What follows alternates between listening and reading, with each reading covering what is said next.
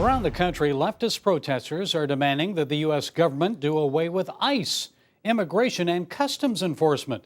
And now the University of California, Berkeley is providing students with resources to prepare them for possible ICE encounters. Well, here to set us straight is Alexandra Knowles. She's Youth Leadership Coordinator of the Leadership Institute at Campus Reform. Alexandra, tell us, so what is this all about? A publicly funded institution now warning and preparing students for potential ICE raids? Yeah, so we're seeing at UC Berkeley, the administration at this school giving preferential treatment to illegal immigrants. And what they're doing is they have set up multiple programs and policies on campus that allow these immigrants to really circumvent federal authorities. They set up an ICE hotline so students can call in and report any sightings of ICE on campus. They set up legal services exclusively for illegal immigrants.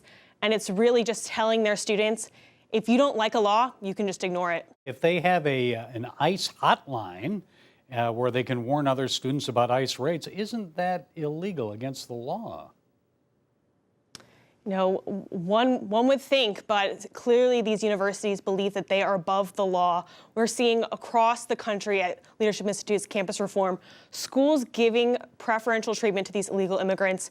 It's not just at liberal schools like Berkeley. Look across the country at a school like Rutgers in New Jersey, where they're having their very first illegal immigrant-only activity fair, where they're providing students with opportunities that they're not affording to other students, and it's just not fair. Well, should their federal funding be pulled? I know that President Trump has warned against this.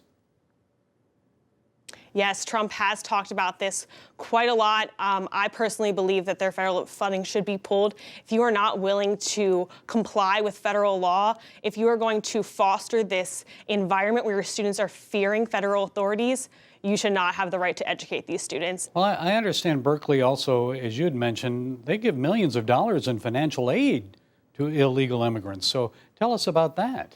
Yeah, they are giving millions of dollars in financial aid to these illegal immigrants. They've actually set up a program explicitly for illegal immigrants, providing them with $1 million in financial aid that is exclusively afforded to these students and not to law-abiding American citizens who are trying to get into UC Berkeley. Students are outraged, and rightfully so.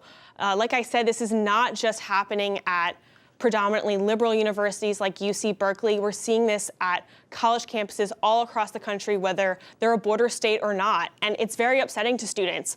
Some students are working every night trying to afford their tuition. Their parents have completely emptied their bank accounts to send them to college. And when a university ignores all of these factors and seems to give some special incentives to students who are here illegally, it just isn't fair. On another matter, Alexandra, some more anti-free speech craziness on campus. This time, a workshop coming this fall about counteracting dangerous speech at Maricopa Community College. Tell us about that one.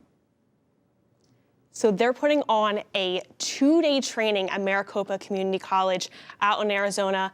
And what the university administration is doing is incentivizing faculty and students alike to come out to this training to learn how to identify and ultimately combat, quote unquote, dangerous speech on these college campuses.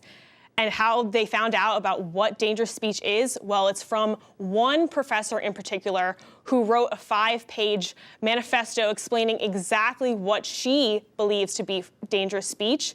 It's completely subjective and just shows that we cannot trust these universities to be unbiased in how they tackle free speech and speech on campuses. What are some of the things that they consider dangerous speech? I mean, as you say, it's subjective. Would it be maybe someone talking about making America great again?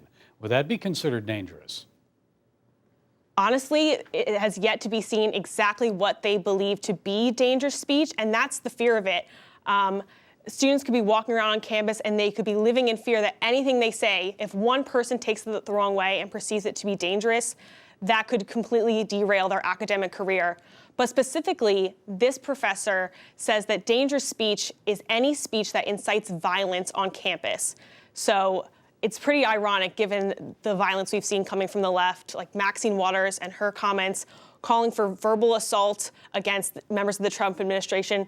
It's really disgraceful, and that rhetoric is being echoed on our college campuses. But I kind of doubt that Maxine Waters would be accused of dangerous speech on Maricopa College campus, wouldn't you? Yeah, it would be interesting to see how the administration will respond to Maxine Waters, who has openly incited violence, called for violence against our public officials. It'd be interesting to see if they would welcome her with open arms on campus. Of course, I'm sure Maxine Waters would say, no, it isn't violence. I'm advocating just harassment of Trump supporters and Trump people. Well, verbal harassment is harassment, and that is assault under the law. So she should not be saying those things. It's wildly inappropriate, and it's not something we want seen echoed on these college campuses. But unfortunately, at Leadership Institute's Campus Reform, we're reporting on this every single day. Okay, and I know you and Campus Reform are staying on top of all of this. I'm sure we'll be hearing more about some more craziness when the new semester begins at American colleges and universities this fall. So, Alexandra Knowles, we thank you so much for joining us.